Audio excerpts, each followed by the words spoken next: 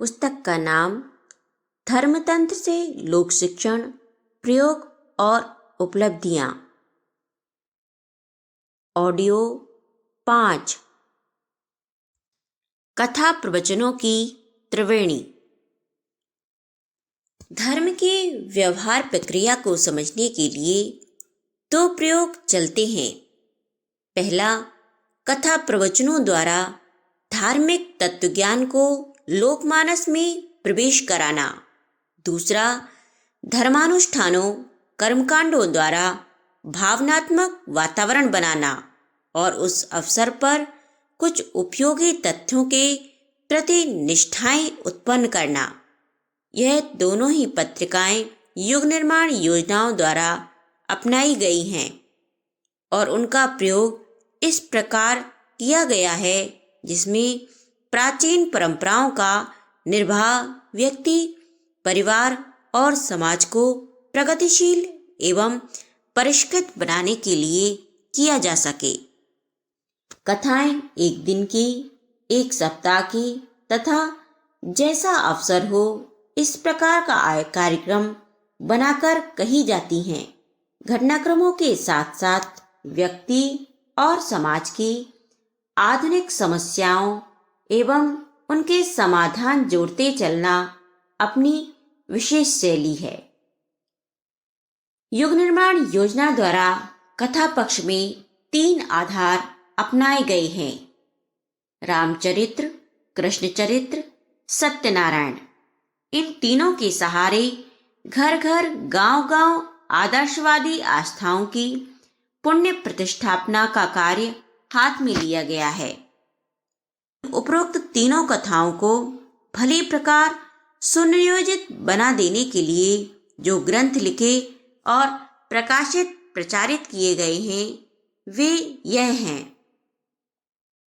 श्री राम कथा, रामचरितमानस की प्रगतिशील प्रेरणाएं, वाल्मीकि रामायण से प्रगतिशील प्रेरणा, रामचरितमानस के प्रेरक तत्व, रामायण में नारी शक्ति, श्री कृष्ण कथा, भागवत एवं महाभारत की प्रगतिशील प्रेरणा, सत्यनारायण कथा, प्रेरणाप्रद दृष्टांत।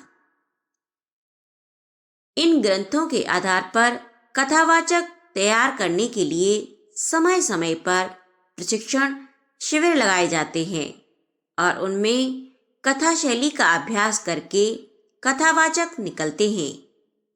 वे स्वयं से भी अवैतनिक सेवा धर्म अपनाकर अपने बचे हुए समय में कथाएं कहते हैं और यदि आरती चढ़ावे में कुछ पैसा मिले तो उसे स्थानीय रचनात्मक प्रवृत्तियों के संचालन हेतु स्थानीय लोगों को ही सुपुर्द कर देते हैं। अपने कथावाचकों को व्यक्तिगत दक्षिणा न लेने और विशुद्ध परमार्थ भाव से धर्म सेवा करते रहने का व्रत दिलाया जाता है। स्थायी कथावाचकों का निर्वाह व्यय मिशन की ओर से उठाया जाता है। दक्षिणा और कथावाचक का निर्वाह दोनों को एक दूसरे से पृथक रखा गया है। मिशन की 8 प्रक्रियाएं। धर्म को मात्र श्रद्धा पर आधारित माना जाता रहा है, अस्तु आज के बुद्धिवादी युग में उसे अप्रामाणिक, काल्पनिक एवं अविश्वस्त ठहराकर उपेक्षित किया जाने लगा था। इस अभाव को पूरा करने के लिए धर्म और आध्यात्म के सिद्धांतों को तर्क, तथ्य, प्रमाण एवं विज्ञान जैसे प्रत्यक्ष आधारों के सहारे प्रतिपादन करने का प्रयत्न अखंड ज्योति हिंदी मासिक पत्रिका प्रकाशन के सहारे किया गया। इस पत्रिका ने बुद्धिजीवी वर्ग को नई दिशा दी है और ऋषि प्रणीत आध्यात्म सिद्धांतों को नए दृष्टिकोण से समझने का अवसर दिया है। यही कारण है कि पत्रिका विचारशील वर्ग में अत्यधिक लोकप्रिय हुई है। उसकी ग्राहक संख्या अपने विषयों की पत्रिकाओं में सर्वोपरि है।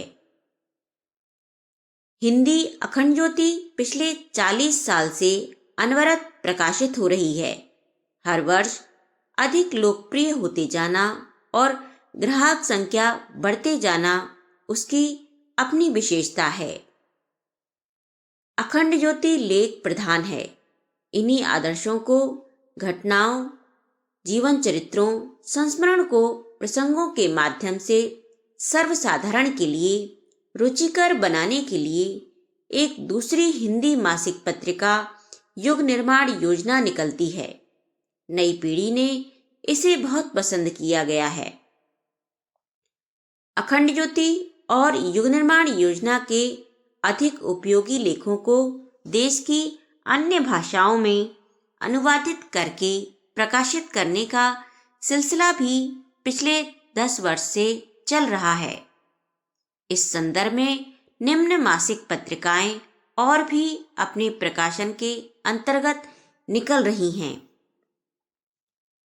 गुजराती युग निर्माण योजना, मराठी युग निर्माण योजना, उड़िया युग निर्माण योजना, अंग्रेजी युग निर्माण योजना। पाक्षिक युग निर्माण योजना में मिशन की गतिविधियों के विवरण एवं समाचार छपते हैं। महिला जागृति अभियान शांतिकुंज से नारी जागरण मिशन को अग्रसर बनाने के लिए निकलती है।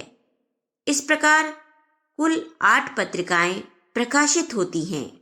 इनके माध्यम से लाखों पाठक नियमित रूप से नवजीवन और नवनिर्माण की प्रेरणा प्राप्त करते और अपने जीवन क्रम को उत्कृष्टता के ढांचे में ढालते हैं। छोटे से परिवार की बड़ी उपलब्धियां। 40 वर्ष के परोक्ष और 25 वर्ष के प्रत्यक्ष जनसंपर्क में धर्मतंत्र द्वारा लोक शिक्षण प्रक्रिया की कुछ सर्वविदित उपलब्धियां इस प्रकार हैं। 1 लाख व्यक्तियों का एक जन समूह ऐसी धुरी के साथ सघन आत्मीयता के सूत्र में बंध गया है, जहां से उत्कृष्ट चिंतन एवं आदर्श कर्तव्य की मानवतावादी प्रेरणा मिलती और कार्यान्वित होने तक विकसित होती है। इस जन समूह ने अपने व्यक्तित्वों को प्रखर बनाने और उस प्रकाश से समीपवर्ती क्षेत्र की आलोकित करने में उत्साहवर्धक सफलता पाई है। 2, ये 1 लाख व्यक्ति न्यूनतम 1 घंटा समय और 10 पैसे नित्य अपने समीपवर्ती क्षेत्रों में रचनात्मक लोकमंगल में लगाते रहते हैं। इस प्रकार राष्ट्र को 1 लाख घंटों का श्रमदान नित्य मिलता है। 7 घंटे श्रम के घंटे होते हैं। इस प्रकार लगभग 15,000 व्यक्ति पूरे दिन लगाने पर जितना कार्य कर सकते हैं, उतना भाव भरा श्रमदान इन 1 लाख व्यक्तियों से प्राप्त होता है। इसी प्रकार 10 पैसा प्रतिदिन की राशि 10,000 रुपये प्रतिदिन जितनी होती है। यह अनुदान वर्ष में लगभग 36 लाख रुपए होता है। इतनी जनशक्ति और धन शक्ति राष्ट्र के रचनात्मक प्रयोजनों में स्वेच्छापूर्वक निरत रहना एक बहुत बड़ी उपलब्धि है। 3, परिजन मिलजुल कर इस श्रम या धन शक्ति को स्थानीय रचनात्मक कार्य में खर्च करते हैं। इसमें से प्रायः आधे साधन धर्म मंच से लोक शिक्षण के आयोजन परक कार्यक्रमों और आधे रचनात्मक कामों में लगाते हैं। प्रौढ़ शिक्षा, व्यायामशाला, पुस्तकालय, कुटीर उद्योग इन रचनात्मक कार्यों में प्रमुख हैं। सप्ताह में एक समय का उपवास, बड़ी दावतों का असहयोग, छूटन न छोड़ने तथा घर घर में शाक वाटिका लगाने जैसे कार्यों में अन्न बचत में उत्साहवर्धक योगदान मिला है। यह चारों प्रयत्न युग निर्माण परिवार से संबंधित हर घर में चलते हैं। 5, बाल विवाह, अनमेल विवाह तथा विवाह कृत्यों में लेन देन एवं अपव्यय से इन 1 लाख व्यक्तियों के परिवार तथा उनके प्रभाव क्षेत्र पूरी तरह मुक्त हैं। उनमें बिना दहेज की शादियां होती हैं। छूतछात और पर्दा प्रथा की मूढ़ मान्यताओं में भी उन परिवारों ने छुटकारा पा लिया है। 6. सामूहिक विवाहों का प्रचलन आगे बढ़कर युग निर्माण परिवार से ही आरंभ किया है।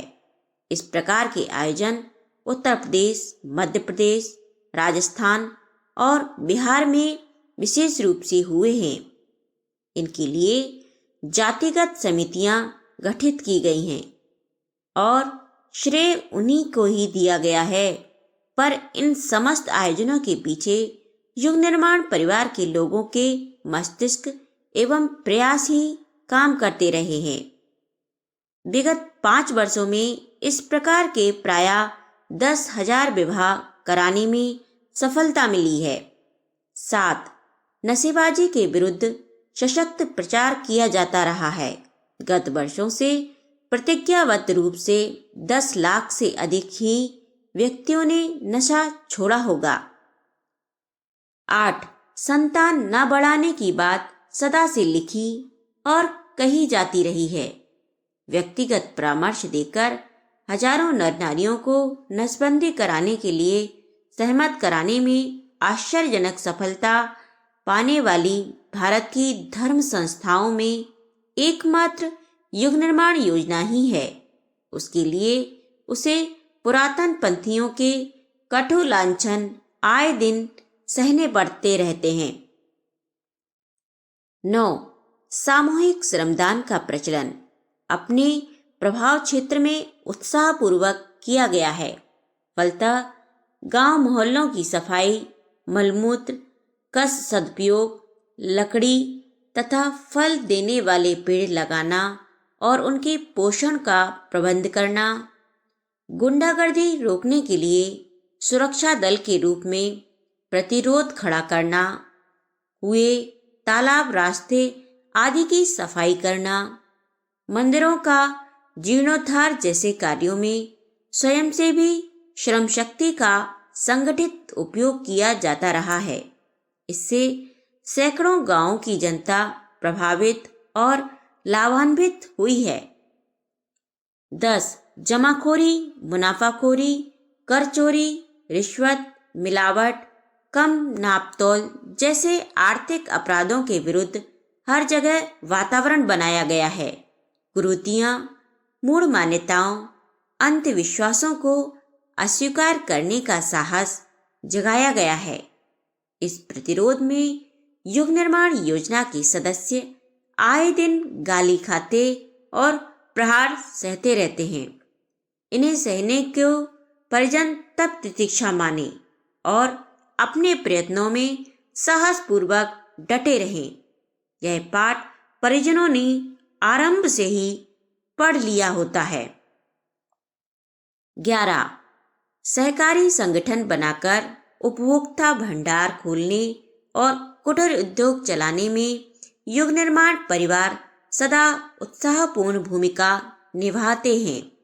मिशन के सदस्यों को सिखाया गया है कि वे हर लोकोपयोगी कार्य में अग्रिम पंक्ति में खड़े दिखाई दें, किंतु कार्यों पर अपना लेबल लगाने का प्रयत्न न करें।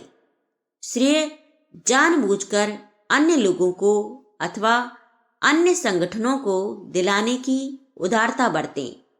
सरकारी, गैर सरकारी रचनात्मक प्रयत्नों से युग निर्माण योजना के सदस्य भरपूर सहयोग करते हैं। नाम छपाने और अधिकार लेने में सदस्यगण सर्वत्र इनकार करते हैं। इससे उनका संतोष और सम्मान दोनों ही बढ़ते हैं। 12. पारिवारिक उत्तरदायित्वों से जो जितना निवृत्त होता चले, वह लोकमंगल के प्रयासों में अपनी बची शक्ति को उसी अनुपात में अधिक नियोजित करने लगे। यह परंपरा युग निर्माण परिवार ने ढाली है। वानप्रस्थ आश्रम को पुनर्जीवित करके उसे माध्यम से सहस्त्रों लोग रचनात्मक सेवा साधना में संलग्न होने के लिए तैयार किए हैं। 13.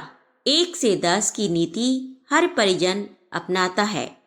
प्रत्येक सदस्य को अपने प्रभाव एवं परिचय क्षेत्र में इस विचारधारा को सुविस्तृत करना पड़ता है और न्यूनतम 10 व्यक्तियों को प्रभावित करने योग्य बनाने का लक्ष्य रहता है।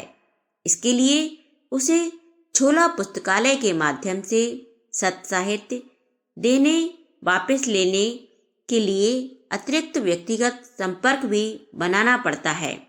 जो बिना पढ़े हैं उन्हें सुनाना पड़ता है। साथ ही उत्कृष्ट परंपराएं अपनाने के लिए चर्चा भी चलानी रहनी होती है। इसी क्रम से अपना परिवार बड़ा है और उससे 1 लाख के करीब कर्मठ व्यक्ति जुड़ गए हैं।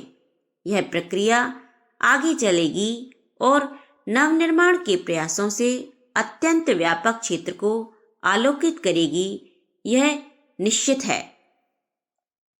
14. भावनाशील लोगों को लोकमंगल की सेवा साधना में निरत होने के अतिरिक्त उन्हें आध्यात्मिक दृष्टिकोण का बनाने, धार्मिकता को जीवन में उतारने तथा उपासना को आवश्यक नित्य कर्म मानने के लिए इतना प्रशिक्षण किया गया है कि वे साधु परंपरा में स्वयं ढले और वातावरण में स्नेह सौजन्य युक्त पराक्रम पुरुषार्थ उत्पन्न करने में सफल हो सके। प्रगाढ़ ईश्वर विश्वास के साथ साथ आदर्श जीवन का कितना अविच्छिन्न संबंध है, यह तथ्य जितनी अच्छी तरह युग निर्माण योजना के सदस्यों ने समझा और अपनाया है, उसे इस परिवार की विशेष उपलब्धि कहा जा सकता है।